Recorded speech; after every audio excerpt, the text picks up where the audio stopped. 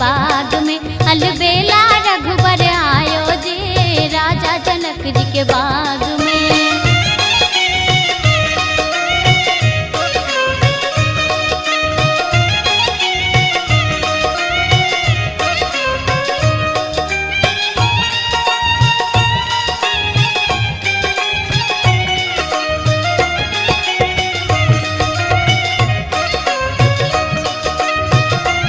अपने सुन रही थी गंगा कैसे तक प्रस्तुति।